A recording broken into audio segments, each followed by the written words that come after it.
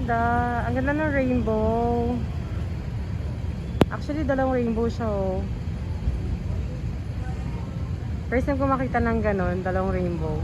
Medyo hindi siya ganun ka-clear. Kanina kasi medyo clear eh. Pero, it's beautiful. Wala, ang ganda.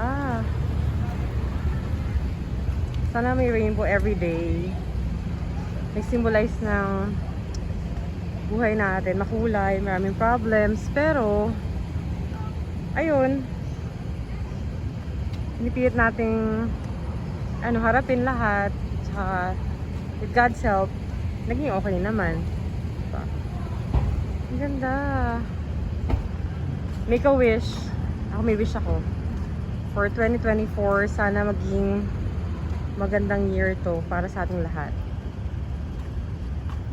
Happy New Year, everyone!